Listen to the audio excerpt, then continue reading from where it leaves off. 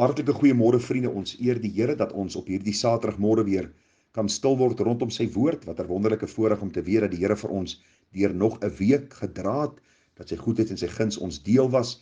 Nou vanmôre kom ons by die laaste boodskap in hierdie reeksie, hoe deel ek met vrees in my lewe?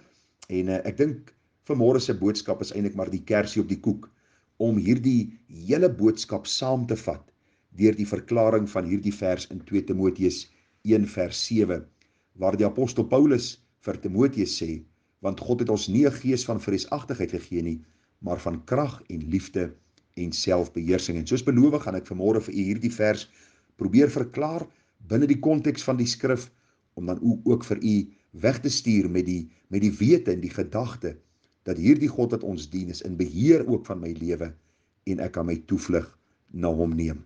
Nou kom ons doen 'n kort gebed saam, dan kom ons by die verklaring van hierdie versie uit. Hemelvader, dankie vir u woord. Dankie dat u woord vir ons wysheid gee. Dankie Here, u sê vir ons dat die opening van u woord gee wysheid, dit maak die eenvoudiges verstandig. Baie dankie dat ons vanmôre kan vra dat u vir my as spreker en hulle wat moet inluister, genade sal gee om te hoor wat u vir ons wil sê en dan ook die wysheid om te doen dit wat u van ons in die woord vra. Baie dankie, ons kan dit vra in u naam en ons kan dit bid met danksegginge. Amen. Nou vriende, ons het in die week wat verby is met u gepraat oor hierdie baie besondere vers in 2 Timoteus 1 vers 7, dat God het ons nie 'n gees van vreesagtigheid gegee nie, maar van krag en liefde en selfbeheersing. Nou ons het gepraat oor verskillende tipe vrese. Ons het gepraat oor die vrees vir die toekoms, die vrees vir verwerping, die vrees vir die dood of vir tragedies of rampe of dinge wat moontlik oor my pad mag kom, en het ons bietjie gister gekyk na fobiese vrese en hoe ons ook dit skriftuurlik kan hanteer en ook so die Here kan verheerlik in ons lewe. Nou vanmôre kom ons by die verklaring van hierdie baie besondere vers in die Bybel en ons kyk na die eerste gedagte waar die apostel Paulus onder leiding van die Heilige Gees aan Timoteus skrywe: die Here het ons nie 'n gees van vreesagtigheid gegee nie, maar van krag. En vriende, as ons kyk na hierdie woorde, ons het nie 'n gees van ontvang nie, dan staan dit in die Aorist, aktief, indikatief. En dit beteken of dui op 'n afgehandelde werk in die verlede. Met ander woorde, as Paulus sê dat God ons nie 'n gees van vreesagtigheid gegee nie, dan sê hy eenvoudig vir ons dat die Here vir ons juis iets gedoen het in ons lewe wat afgehandel is. Die Here het alreeds voorsiening gemaak dat ons vry van vrees in die krag van die Here kan leef. Ons het dit alreeds ontvang en deur die krag van die Heilige Gees moet ons uitleef dit wat ons uit genade ontvang het. Die negatiewe kant hiervan is dat alle vrees wat ons mag hê, of dit vrees vir mense is, of vrees vir omstandighede, of wat ook al, nie van God is nie. U sien, wanneer ons met vrees begin stoei en vasgevang raak in vrees, is omdat ons nie verstaan wat God alreeds vir ons in Christus kom gee het nie.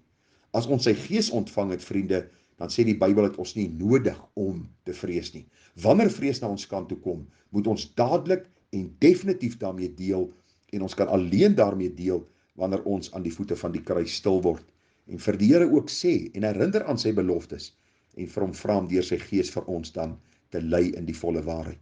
Hierdie woordjie dat die Here ons nie 'n gees van vreesagtigheid gegee het nie, die woordjie vrees, vriende, dui op swakheid of lafhartigheid of 'n gebrek aan sekerheid of vrymoedigheid en selfvertroue.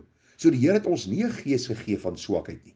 Hy het nie vir ons 'n gees van lafhartigheid gegee nie, maar hy het vir ons 'n gees van krag. Met ander woorde, 'n ability of 'n mighty power of 'n strength of 'n werk wat die Here vir ons in ons harte doen om dan dit wat ons vrees te oorkom in sy wonderlike naam. So is bekosbaar as 'n mens hierdie waarhede begin raak sien, vriende. U sien, in plaas van vrees, gee die Here aan sy kinders krag. Hy gee aan sy kinders sy vermoë, sy sterkte en oorvloed om in enige situasie sterk te staan. Dink maar aan Daniël en sy 3 vriende. Het u al gedink aan om in 'n leeukuil gegooi te word en hoe 'n man met vrymoedigheid na die leeukuil gaan en bereid is om tussen daardie leeu's gegooi te word? Dink aan Daniël se 3 vriende in die brandende vuuroond. Hulle sê vir die koning, ons gee nie om wat jy sê nie. Al moet ons in hierdie brandende vuuroond gaan, ons vrees nie, Want ons God is in beheer. En dis presies wat Paulus vir Timoteus wil kom leer. Dat die Here ons nie 'n gees van vreesagtigheid gegee het nie, maar juis dat hy ons 'n gees van sterkte gegee het en die vermoë om dan ook in elke situasie staande te kan bly. Vriende, dis noodsaaklik om te sien dat dieselfde gees wat Christus uit die dood opgewek het en dieselfde krag wat Christus uit die dood opgewek het, is ook die gees van God en die krag van God wat in ons werk om meer as oorwinnaars in sy naam te wees.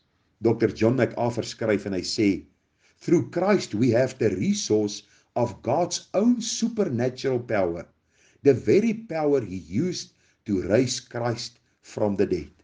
As kinders van die Here net hierdie waarheid wil snap, hoe wonderlik sal die oorwinnings wees wat ons in die Here sal smaak in vergeleke met die nederlaag wat ons tans beleef en ly.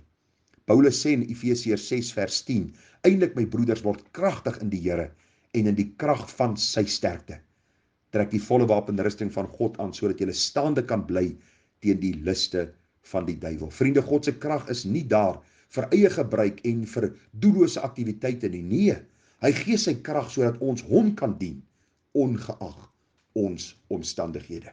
Maar die Bybel sê ook dat die Here ons nie net 'n gees van vreesagtigheid gegee het nie, maar van krag en van liefde. Hy het ons nie 'n gees van vreesagtigheid gegee nie, maar van krag en van liefde in die tweede plek. Wat beteken hierdie gedagte van liefde? Nou hierdie woordjie liefde is die Griekse woordjie agape of dan ook die goddelike liefde. Nou vriende, hierdie liefde is nooit in die Nuwe Testament 'n romantiese of seksuele tipe van liefde wat uitgebeeld word nie. Dis ook nie 'n sentimentele of gevoelsliefde nie. Dis ook nie 'n broederlike of vriendskapsliefde waarvan Paulus hier praat nie. Maar hy praat van 'n liefde wat altyd onselfsugtig, onbaatsugtig van jouself gee en van jou hulpmiddele om ander se lewe makliker te maak. Jy sien, ek dink die rede waarom baie kinders van die Here vrees, is omdat hulle heeltyd met hulle self besig is. Hulle is nie besig met die groot opdrag om uit te gaan om die evangelie te verkondig en met ander mense besig te raak en weg te kyk van hulle self en meer te kyk na die Here nie. Ag, ek dink hoe vrees ons mense in ons land en die misdaad en al die dinge, en dan dink ek aan sendelinge wat alles prys gee in lande soos Amerika en Suid-Afrika en reg oor die wêreld, en hulle gaan na donker Afrika en daar verkondig hulle die evangelie en hulle bly lewe en party van hulle word stokoud. Waarom? Omdat hulle nie vrees vir hulle eie lewe nie. Hulle sê, Here, U het vir ons 'n gees van krag en liefde gegee en ons wil hierdie liefde gaan uitdra aan ander mense. Ons wil onbaatsugtig in ons deel van ons liefde en ons hulpmiddele wees, sodat ons ook U groot naam kan verheerlik. Vriende, hierdie liefde los niks vir hoogmoed, vir arrogansie en vir selfeer nie. Hierdie liefde is 'n keuse wat ons moet uitoefen as een van God se opdragte aan ons, selfs teenoor ons vyande. U sien, as Paulus vir Timoteus sê, Timoteus, die Here het ons nie 'n gees van vreesagtigheid gegee nie, maar van krag en van liefde. Dan moet ons besef dat hierdie liefde 'n opofferende liefde is. Nou, hoe kan hierdie liefde my help om my vrese te oorkom? Ek dink eenvoudig om weg te kyk van myself, om weg te kyk na my situasie, om weg te kyk na wat ek heeltyd vrees, en te sê, Here, neem my lewe, laat dit, Heer, U gewy wees meer en meer. Onthou, ons lewe behoort nie aan onsself nie. Ons lewe behoort nou aan die Here. Romeine 5 vers 5 sê, en die hoop beskaam nie, omdat die liefde van God in ons harte uitgestort is deur die Heilige Gees wat aan ons gegee is. Vriende, ek is vas oortuig dat ons vrese daar is en eskaleer juis omdat ons so besig is met onsself.